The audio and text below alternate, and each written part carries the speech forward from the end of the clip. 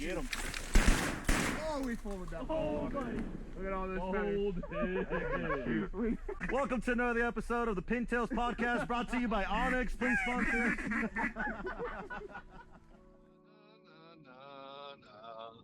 Na na na na na. Bro, Marcus King kind of goes hard. Welcome to another episode of the Pintails Podcast, everybody. That was my co-host singing us a lovely serenade to get this badass episode going. How the hell are y'all doing today? Oh, wait, y'all can't talk to me. So how are you doing today, They Cutler? can't do that.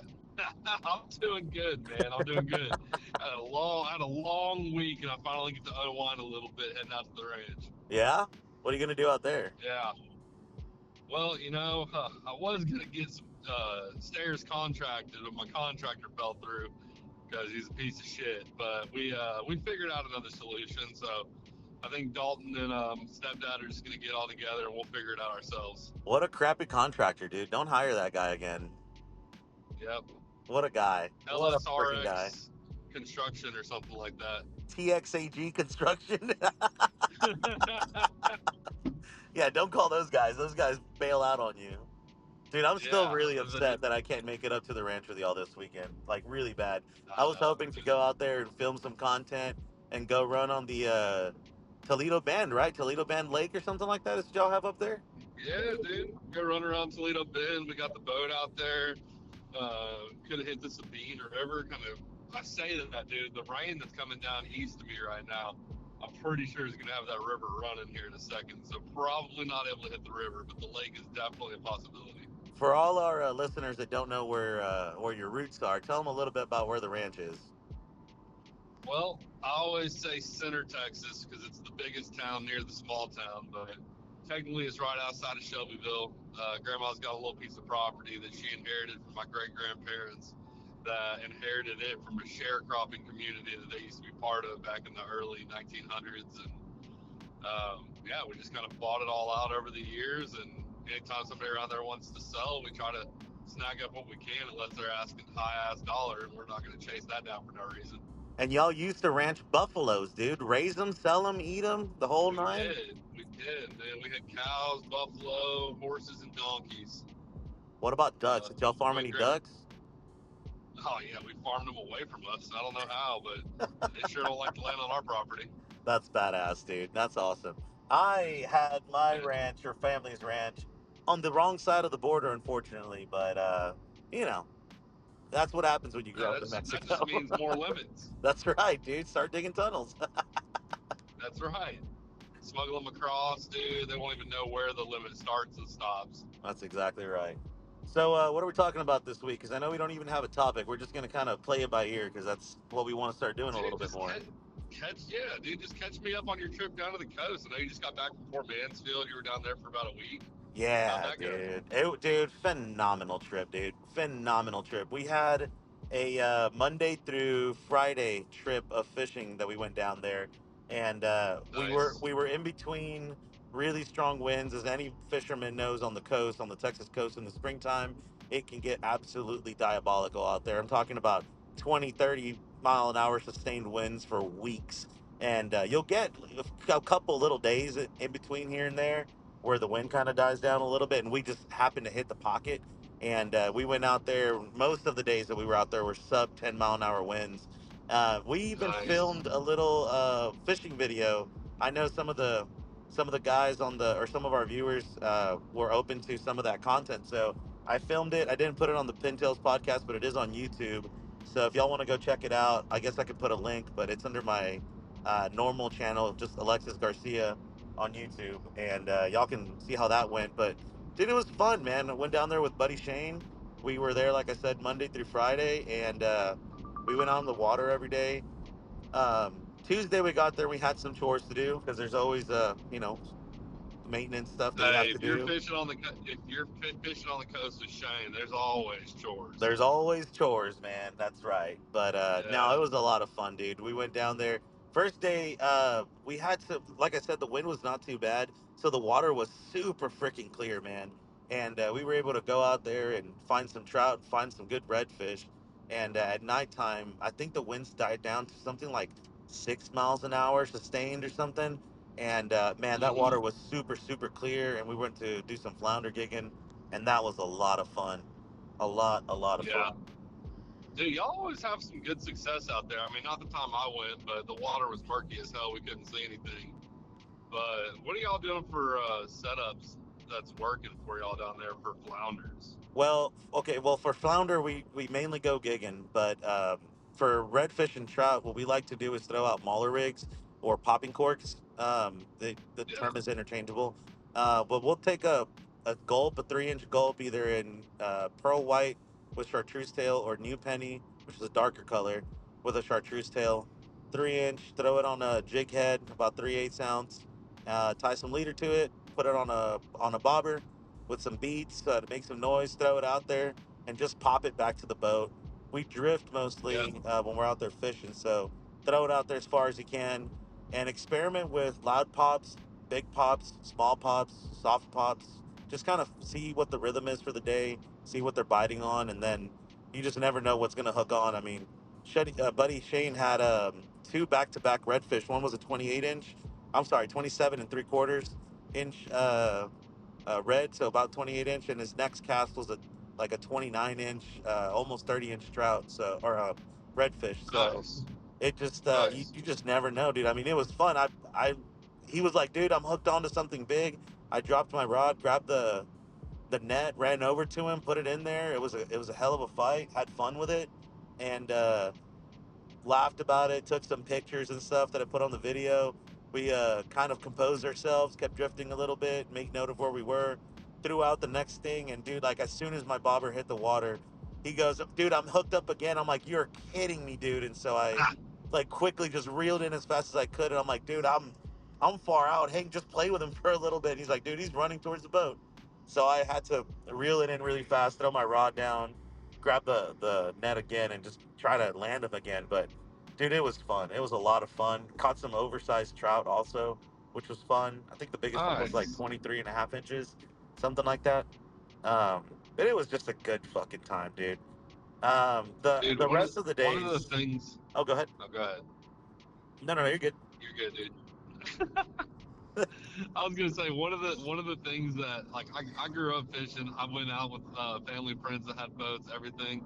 But when we went out with Shane, those drift bags, I was like, there's no way this is really gonna do anything. Like it seemed like a gimmick, dude. Those things hook up to the current and keep you in a solid spot. Oh, the Like drift anchors? Hell yeah, dude. I yes, thought the dude. same thing, man. I was like, "What? This is a gimmick, dude. This doesn't work." I thought it was silly, but dude, it really slows you the hell down, dude. Like we've been on days where we put it up because the wind is really slow, and days where the wind is like Yeah, really fast, and I'm like, damn, there's a big difference, dude.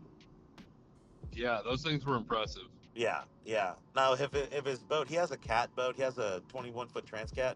Now if his boat could just track straight with the wind instead of cut diagonally with the waves or whatever, Yeah, that'd be great. But for the most part, it yeah, does really really well, dude. It's a comfortable boat to fish out of. You can fish three pretty comfortable, like you've seen. You've been out there fishing with us a few times, and it's always yeah, fun, dude. yeah. I'm excited to go back. I know we got a my schedule's been crazy with work and just everything else going on, but hopefully once these like windy seasons go away, I can actually dedicate some time and do a little week trip down there with you and get out back on the water because that's much needed. Oh, absolutely, dude. I know last year we did our offshore trip, and that was just an absolute hoot and a holler. When me, Yeah, you, and Cesar and Shane went down there and just had an absolute blast. Dude, those are the trips that I live for, man. To be honest with you, like the bay is cool and everything. Don't get me wrong, but there's just something different about that blue water, man. There's just something about yeah. it. Oh yeah, for sure. Yeah, it brings peace to the soul. That's for damn sure. That's for damn sure. The the rigs I was actually talking about. I mean, the rigs you explained were perfect for anybody out there trying to figure out how to set up for trout and reds. But I was really talking more about those flounder gigs because most people think like when you go flounder gigging, you need lights all around the boat. And you're standing on the boat and you're like speared down into them, which is a great setup. But like Shane has this custom setup. I was hoping you could explain that one a little bit. Yeah, absolutely. So for the flounder gigging, like you said, there's a lot of people that just put really big lights on their boats, and those work really, really well. But what we have is these like PVC poles that have these really really stupid bright lights at the bottom of them, and he has a handle on them.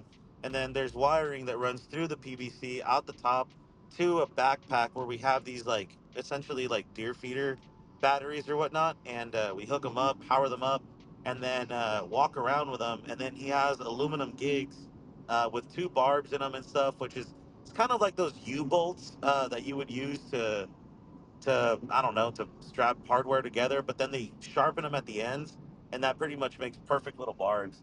So we'll find a Yeah, spot or an island that we want to go check out for the night, and we'll pull up, throw out anchor, throw down the power pole, and then we'll get down and we'll just start walking around.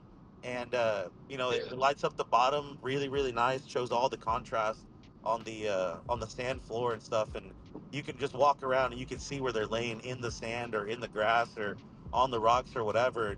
Dude, flounder, it's kind of interesting, man. You can walk right up to it, and sometimes I want to say about 80% of the time, you can put your gig right up on them. They don't even move. So I know a lot of no, times I've walked up to some flounder that I'm like, I don't know if it's big enough, and I can just put the measuring stick right on him, and oh yeah, he's at 15 inches, gig him, and then we'll grab him. But we just do that and go from island to island pretty much, and we kind of, depending on where the wind is blowing and what the water looks like and stuff, water clarity is everything, as you would imagine. And we'll just find a good favorable spot, find a good little gut where they like to be at, and once we kind of start seeing a pattern, then we just kind of follow that around, walk around until we find them pretty much, put on our ray guards and just wait out there. yeah. One of the cool features I thought when I was walking around with that thing was the fact that like the handbar that's on the PVC is Yeah. adjustable. Yeah. So like if you're in deep water and you needed to go deeper, you can kind of extend that handle up on the PVC to get it deeper. You can get it shorter if you need it shorter, and it's not just like a light that's stationary. Like you can really get some diversity out of the depths up and down with it, and it's just super convenient. And it's comfortable too. Those he's got I think six of those pole like light pole and and gig setup. He said he bought them from a fella that lives down in El Campo. Is it El Campo? That's over there south of Houston, like towards Victoria area. He said Yeah, he bought them out of some guy that makes them. He found them on YouTube. I'll have to ask him for the link. Maybe I can plug them up or plug them in here. But yeah, he says that he makes them custom and stuff, and he said I think the setup was only like $200 or something. But dude, like he's had those for 6, 7, 8 years now, and they're still working yeah, just as good as when they were new, is what he says. So it's well worth it in my yeah. See opinion. if you can definitely see if you can find that plug because that's one of those things we talk about. Like you don't have to buy the most expensive shit or outrig a whole boat that you probably will flounder gig once a year, even if that. Like it's just something nice to have in the arsenal just in case you want to switch it up for the night and go walking around the shoreline. Right, right. And I mean, it's like we talked about in our other episodes. Like, you don't always need the most expensive equipment, but once you find quality stuff, it is worth paying for it. So, I mean, buy once, cry once, right? That's kind of the motto sometimes. That's it. Now, while y'all were down there, I mean, the purpose, at least is what you tried to explain to me, was to go down there to scout for ducks. Did y'all find any good spots that you think might be little honey holes? Yeah, dude. So one of the main things that we wanted to do while we were down there was go and try to go scouting for some duck hunting spots. And there is these flats or the marsh. They call it the South Marsh down there at Port Mansfield. You pretty much go straight down south, and on the west shoreline, there's all of these marshes that turn into brackish water. But you get a bunch of mangroves and shallow mud and shallow sand, and that's where a lot of people go duck hunting. This past year we tried going duck hunting there a time or two, but man, there was just some parts where the water dropped so shallow in the wintertime that we just couldn't get there, and we didn't really, have much experience trying to get back there in his bay boat because they used to have an airboat and they used to know to go all over the place down there in the airboat, but they've sold it a few years ago, and so now they just have the bay boat, and we were like, well, let's try going and scouting for some spots that we can get to with the equipment that is available to us. And so we went out there and we kind of guesstimated where we wanted to be. Like I said in the previous scouting episode, I kind of looked at an area of land and I said, I think I want to go try out these 5 spots. And thankfully, like 4 out of the 5 spots that we went and checked out, all checked out really good. There was actually duck blinds there that had been abandoned a long time ago. They were very, very distressed. But we want to go back out there and rebuild them at some point, maybe in the summer or in August, maybe when we go down there. I don't know, but we definitely want to try to make it happen again to get a duck spot down there. But there were a couple spots, a couple good spots that we could find. So that was really successful. I was happy to report back on that. Yeah. You think his boat's going to be good enough to get back there? You think we're going to have to switch it up a little bit and find something that can run real shallow I or mean, push through mud? ideally, dude, it'd be nice to get something that can run shallower. But it's like we talked about, like the water levels, they are up right now, but they weren't like super super up. I mean, if you have like a normal 10-inch drop in water level back there, I want to say that the water level, yes, it was up, but it was only up a couple of inches. If it usually goes down 10, I want to say it was still like 6 to 7 inches down. So it went up just a few inches to where we were like, dude, I'm up to my knees in water. Like, your boat drafts skinny enough that when it's on top, it can stay on top, and we'll be fine. And we kind of charted a few routes that we just wanted to make sure they were safe, no oyster bars or Yeah. holes in the ground or logs or stuff like that. And we really just putted the whole way through so that we could see what the boat could run. And I mean, the boat was happy the whole way, but like I said, we'll have to see with those northerners blowing so much water out of the bays and the marshes. We'll just have to see if that stays true. But like I said, ideally it'd be nice to get a shallower running boat for back there. Yeah. Yeah. Well, that definitely is going to get used this year, dude. I got Steven that told me, he's like, dude, whenever you go down there, if you need something to run and I'm not busy, like just take the boat. Oh, So no kidding. yeah, so I'm pretty sure with this happening, like everything he's going through is probably going to be a little bit more accessible. I mean, it sucks what he's going through, but Yeah. if I have the opportunity to get that down there, then yeah, we can run that sucker as hard as we want. Well, hell And yeah, as dude. long as you got it charted, if you got it charted to avoid any oyster reefs, and all I got to worry about is getting shallow and getting in the mud, dude, that boat's going to skim across whatever we need it to. Well, dude, shout out Steven, man. That's a true friend right there. Yeah, I actually meant Yeah. to share some routes with you on Onyx. I don't know if you saw this, but they have a feature now because I was recording our routes. I know we were talking about it last time, but there's a feature now where Mm-hmm. you can share your location, not just like your pins or your routes or stuff like that, but you can now share your location live with people when you're out there. I know last year that was a big safety thing that we talked about like, hey man, I'm out here at this spot or whatever. I wish I could, Mm-hmm. live feed my location with you. Well, now you can, which is kind of cool, dude. So I'm gonna see Yeah. what other features they came up with this year. I'm gonna do a little research, but yeah, I'll share those routes with you, and I mean, ultimately, we'll have them, and we should be safe. We should be fine. Yeah, that'll be good, dude. That'll be good for us. It just sucks Port Mansfield's so damn far south from Dallas, dude. I mean, 10 hours is a chop. I know, dude. I know it. I know it, man. That's what I mean. Hell, for me, it's a 4-hour drive from my I doorstep. know. From my door to his door, it's still a 4-hour drive. So I still try to keep it. When I go down there, I try to make it count since I know I can't go all the time.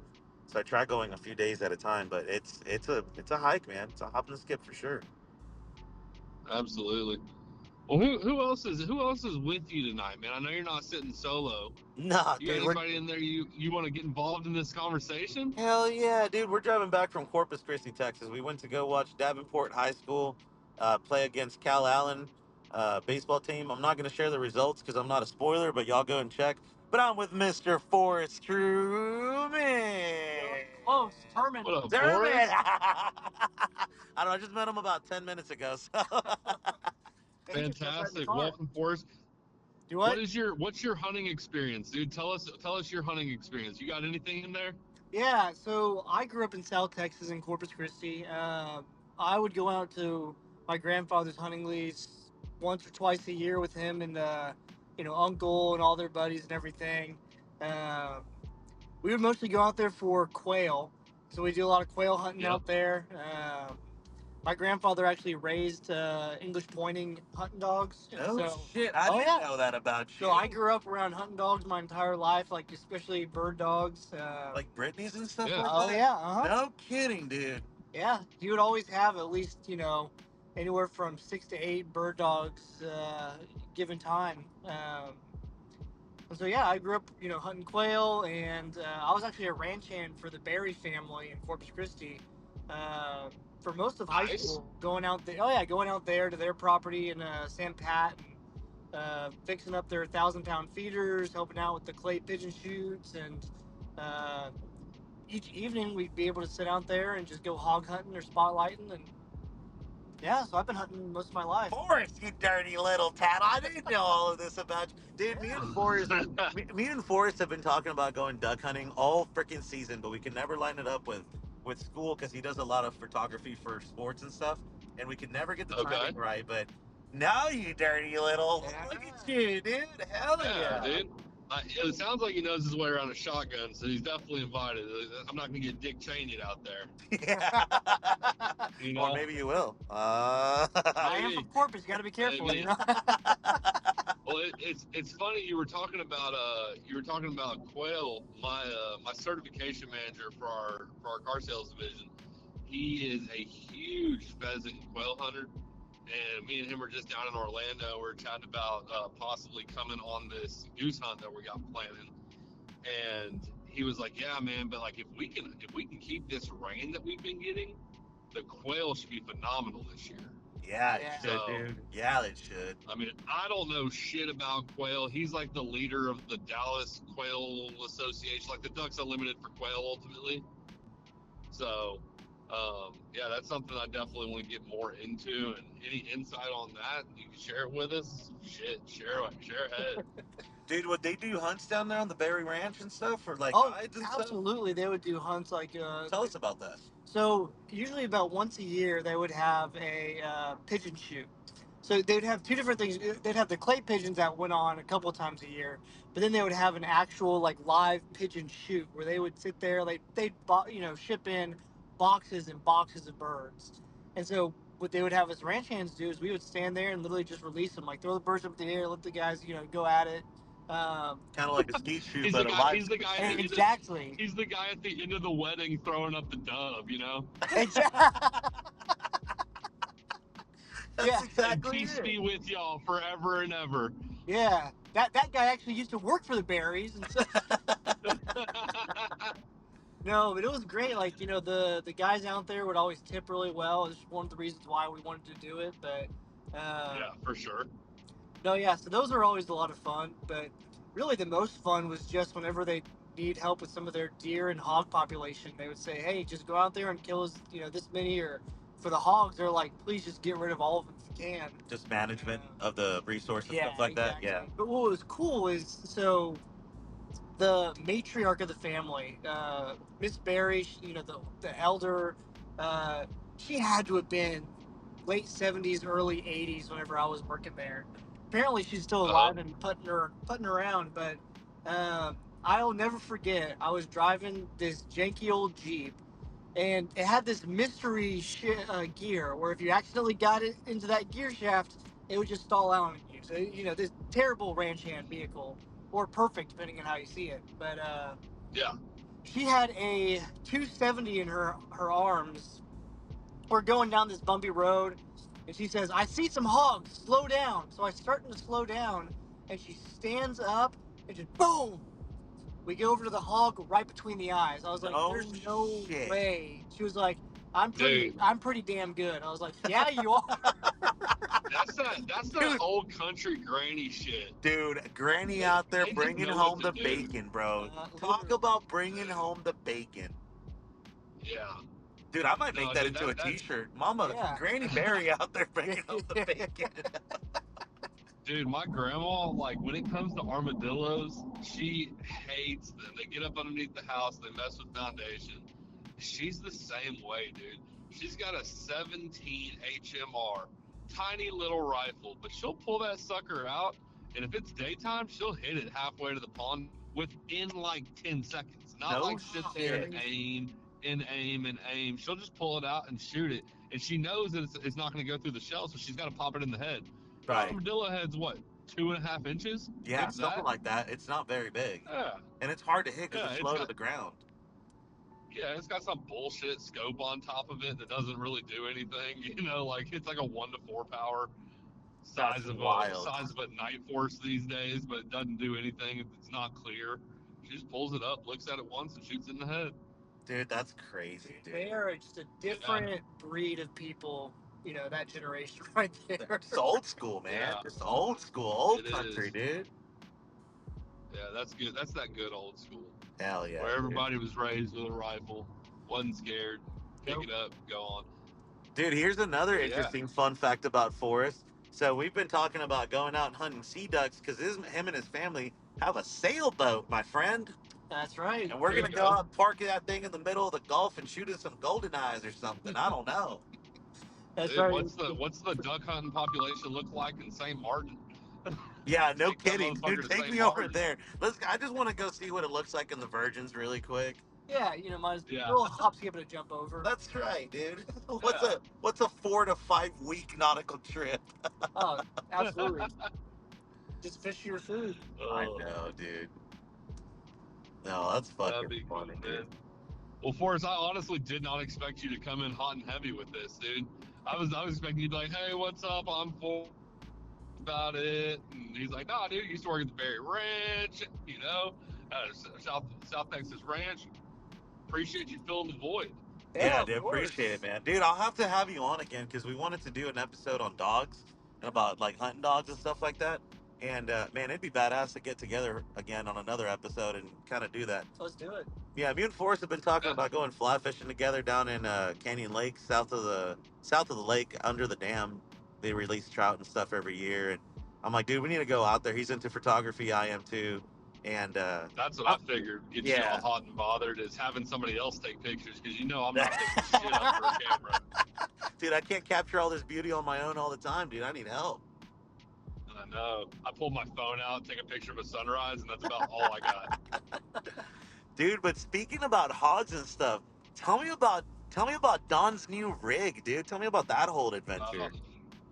Dude, so my stepdad has been shooting hogs with AR 5.56, and I've had this 300 blackout just collecting dust in my safe, and he's like, "Dude, let me buy it from you." And finally, I was like, "All right, fuck it, you can buy it from me." So he buys it from me, goes out, buys like a $3,500 thermal, and I go out to the Pocket range a couple of change. weeks ago. Pocket change. I guess, dude. I mean, it's definitely worth more than the gun, which is kind of the rule of thumb, right? Buy a scope more than the gun. Always, dude. Um, Always. yeah. So yeah, I get out there and he bought it secondhand, and the scope rings on this thing are well, I don't want to ruin that part. Hold on. So I get out there. He's like, "Hey, help me sight it in." So I put some hand warmers out there, and dude, I am so far off of target. And on a third, like, I can't zoom in and see where my hole is or anything. So we're having to walk back and forth. We're not finding shit. Hot tub cover, put it behind the target, and now we're shooting. Now we got what, a 7 foot Yeah, block that's a behind big it, old target, dude. That's a yeah, at least a seven and by seven and square. dude, and I am hitting far low left, and I'm like, all right, whatever. Let me get this tuned up right. So I do everything, drag it over, and I finally get it zeroed. But I had to put that crosshair all the way in the right side of the picture. Like it looked weird looking through it. Mm-hmm. And finally, like I'm all focused on sighting it in. I'm not really looking at the gun. When we go back and look at the actual scope on the gun, and I'm like, dude, am I crazy or is this thing like twisted? And he was like, what do you mean twisted? I was like, is it like, here's the barrel, it's straight, obviously, like it looks like it's cockeyed to the right. I start looking at it, dude, these scope rings are bent. Oh no. So dude, it's just a nightmare. So I'm looking at it, and I'm like, all right, I gotta get out of here. I gotta head back to Dallas. And I was like, I'll just take the gun back. I'll take the scope. I'll get to the range. I'll see what's going on. So I get back, I'm like, all right, these are done. So I get on. I get online. I order these high profile scope rings because the damn receiving end of the thermal is so massive that anything else is going to make it sit down on the barrel. Right, right. So It's I gonna be buy sitting on the I barrel, buy yeah. these. Yeah, so I buy these elevated rings. I put it on, still sitting on the barrel, and I'm like, oh shit. So now I'm like, all right, I'm off tomorrow. I'll go check out Rifle Gear. I'll see if they have like a diving board of some sort to put these rings on. That'll give me about a half-inch elevation or whatever the measurement is, elevation, Yeah. and that'll get the scope off the diving board. So, or off the rail. So I go over there. They're like, no, we don't have anything that you can use. And I was like, all right, whatever. I'll run it over to Shields. So I get to Shields and I'm like, dude, y'all have all this shit. I just need a diving board that I can put these scope rings on and do it. And the first guy that comes up to me says, nah, dude, we don't have anything. And I was like, all right, whatever. So I just start walking around because I can't just walk out of Shields. I'm a sucker. So I'm Yeah. walking around and I see this loophole diving board. And I'm just like, dude, that thing's long enough. So I go to the guy. I'm like, hey, do you think this will work? He's like, actually, yeah, that might actually work. And I was like, all right, cool. So I buy it. And as I'm walking out, I'm like, all right, scopes in the truck. I'm going to walk back upstairs and have them put it on for me. Might as well. So You're I already take it there. back. Yeah, dude. So I take it back upstairs. They do their whole install on it. It's taking them a little bit of time.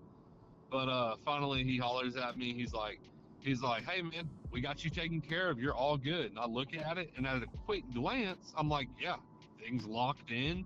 Everything looks good. We're good to go. I didn't really dissect it. So I left Shields, went back to Rifle Gear, and I was like, hey, I'm going to sight this gun in here. And they were like, yeah, we got thermal targets and whatnot. So it makes it really easy. Do they So I actually? get in there. Well, they got toe warmers for like Nice. boots, and they stick on the targets. That's badass, dude. Um, Yeah. yeah, so that they're like ready to help you out. They actually have a night day that like they take you in one of the shooting bays and they'll kill all the lights. So if you want to run like a flashlight, a thermal, nods, you can practice with that, which is actually pretty cool. They do it once a Dude, week. shout out them. That's badass. Yeah, it's a pretty cool little experience. But I get back on paper, dude, lock everything down, and I know it's not going to be on target, but I pull the trigger at 36 yards, nothing. And I'm just like, what the hell? And I like adjust a little bit. I get back on paper and I adjust a little bit more, and boom, I'm right in the center. And I'm like, okay. But I start looking at that reticle again, and I'm just like, why can I not get it at least kind of in the middle of the screen, right? Because it is different than a scope. Like it's gonna Right, be off right. center a little bit. Nah, dude. I looked down at that diving board. This dude at Shields half-assed my fucking install and put it. You know, there's grooves in a rail. He put it over the last like flat and just found a way to twist the back clamp Uh-huh. just to like lock it down on there, but not really set it. So I'm No. sitting there like, dude, I'm having the same issue. We're cockeyed again. So I walk back into Rifle Gear. I'm like, dude, whatever it is, if I got to buy a whole new camp mount, if I got to buy whatever, like, I just got to get this done. I'll return everything else. So I start looking. They're like, dude, we don't have anything. And I finally look over at the guy behind the counter, and I'm just like, hey, are the Unity risers level, or are they tilted so you can have MOA adjustment? And he was like, they're level. I was like, are you sure? He's like, I'm 1,000% sure. And I was like, all right. So if you don't know what a Unity riser is, it's a small diving board that you put like an EOTech or an aim point or something like that on an AR to give you that 1/3 Uh-huh. eye relief. Yeah. And I was just like, fuck it, whatever. So I bought 2 of those diving boards, put them on my rail, elevated it up, put that rail on top, took 2 shots. First shot was off, moved it back. Everything's dialed. It's in the middle now. But No I shit. went through, dude, including returns, $450 worth of shit. That I returned about $150 worth of it all because the Unity risers are not cheap. God And bless. and ultimately now he's just got a badass setup of risers on his Dude, Loctite it AR all in, that are dude. holding that scope. Loctite it all in. Dude, it's set, it's good. I mean, it's dialed now. Well, it So sounds like it's the gonna be a guys hell are of a rig for pig hunting at night and stuff like that. Because I know that's what y'all do out dude, there a lot, right? give me about 5-10 minutes and I'll tell you, man, I'm about 10 minutes away from the house right now when I pull up. Hell yeah, dude. I'm expecting a FaceTime call for sure. Yeah. Oh, dude. But one thing that's gonna blow his mind is I found out this thing has Wi-Fi, and he likes to sit in the blind and listen for hogs, Uh-huh. and then he'll get up and look at this guy. But I found out this phone where he'll just live stream to his phone, so while he's on his phone, he can just look at it. And if there's hogs out there in the pasture, he can get on the gun at that point and then shoot. Oh, that's pretty So badass. yeah, he's got a nice little setup coming to him. He's really excited. When I told him it was all done, he said, "How much do I owe you?" and sent me the money right away, and was just like, "You better have my gun when you come up this week." And I was like, "I got your gun, dude. Don't worry about that." Hell yeah, dude. I'm excited to hear that, man. Well, hey, dude, I think Yeah, I'm actually going to try to send us off here a little bit because it started getting a little patchy. I think while you're getting out there in the sticks, you're losing a little bit of yeah. service. So, do you have anything else that you want to add to this episode? Nah, man. Thanks for listening to the bullshit. Like we said, bad at hunting, good at bullshitting. That's right, guys. Thank you guys for listening to another episode. And thank you, Mr. Forrest, for driving us to Corpus Christi and for coming on as our first guest speaker, dude, My on the pleasure. Yeah. pod. First guess, man. Appreciate you, Forrest. All right, man. Y'all be good, brothers. Later.